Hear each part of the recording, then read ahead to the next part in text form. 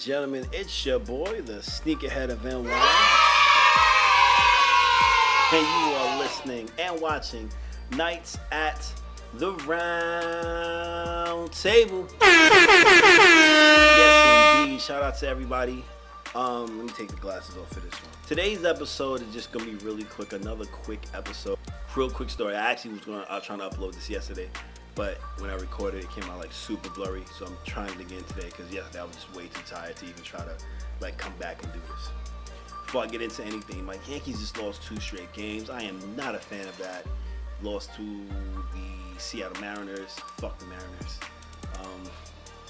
Also, game 1 between Boston and Indiana went into overtime after Jaylen Brown hit a 3-point shot in the corner and Pascal Siakam did not foul him to put him on the line for 2. They let him hit the shots for 3.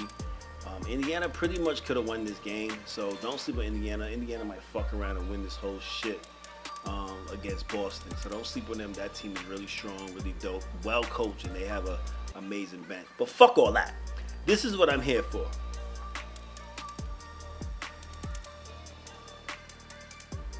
Mike Malone. I lost my train of thought. Mike Malone, after the Denver Nuggets lost to the Minnesota Timberwolves, said this. How hard is it just to absorb a loss like this after going ahead by 20? Next question, man. The season's over. That's what's hard. Being up 20. The season's over. You don't understand that. The season's over. It's hard. Stupid ass questions. Now, on First Take Monday, Shannon Sharp said this. Last year and all during the season when he was keying, he thought it was cute to keep taking shots at the Lakers. Every time he turned around, he played the Lakers, he keying in people's face. Now look at him. Now the reporter asked him, can you express your emotions being up 20 on your home court and losing? And now the season's over. The season's over. Dumbass question. Oh, no. I want you with your chest out. Like you was poking fun last year when everybody's talking about the Lakers. Oh, they still talking about that? We're the champs. You see, you have to handle disappointment and prosperity the same way.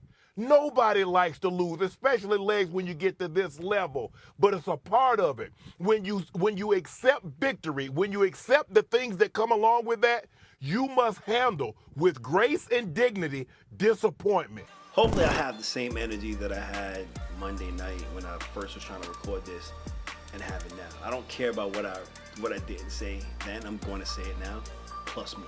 Get the recency bias out the fucking window. We need to stop acting like the LA Lakers were not puffing their chest out, talking about, oh, we can't wait to play the Denver Nuggets to start the season.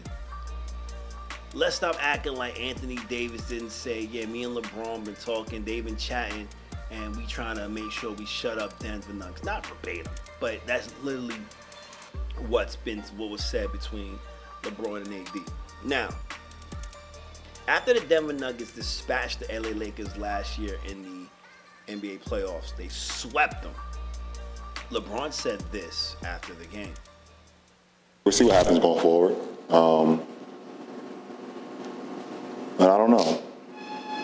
I got a lot to think about, to be honest. And just for me personally, going forward with the game of basketball, got a lot to think about. You already know what that's going to cause. That's going to cause all the media to go away from the Denver Nuggets, who rightfully deserves it, now to you, because you're upset that you lost and now you want to contemplate retiring. Knowing good and well you wasn't retiring shit. Like, that's what really gets me on my nerves about LeBron and his fans. Y'all want to talk about how Mike Malone is humbled now because he lost, and you gotta be humble when you lose games. Where was LeBron's humility when they lost to the Denver Nuggets last year? And then this year want to talk about injuries and the refs, and that's the reason why they lost. Where was LeBron's humility then? Why is it that we dumping on Mike Malone for his response? It was a stupid ass question asking about being down 20 because now they're home. Like, that just makes no sense to me. Like, why is it that y'all want to say that to Mike Malone but don't want to have that same type of information, same type of energy, same type of everything for LeBron when you contemplating retiring, knowing good and well he's not trying to retire? He did the same shit again this year, but last year was just way more egregious. Like, why are we doing this? Why are we doing this? Mike Malone had every reason to chirp last year when LeBron and them was like, yo, we about to retire. Because you took the media attention away from the Denver Nuggets winning. On top of that, it's like, yo, you literally just won the championship, yet everybody's still talking about the Lakers. So, of course, in his parade, when Denver Nuggets won the championship, of course he's going to take shots at the Lakers. Why wouldn't he? Y'all would too. But why wouldn't he take shots against the team that literally the media is just talking so much about, and it should be you that's world champions? Like, we got to cut this shit out talking about Mike Malone needs to be humbled. Granted, they lost the game. They were up 20 big in Game 7. Y'all got the experience. Y'all let Minnesota come back and run up on y'all. Now these Lakers fans are talking about, oh, we smoking a pack tonight. Like, we hyped that. The Denver Nuggets lost to the Timberwolves. You're happy. It's like you're taking credit for the Nuggets losing as if y'all the ones that did it. Y'all are 13-1 against the Denver Nuggets. Y'all got to pipe down a little bit. Like, bring that shit down a tad bit. Just a smidge. Maybe I'll be more successful. I saw some comment saying that the Denver Nuggets were more so ready to play the Lakers than they worried about the Timberwolves. What? That makes no sense. This shit went to 7 fucking games. 7 games. How you say some foolishness like that? I can understand if Minnesota swept them, as it looked like it was about to happen when they went up 2-0.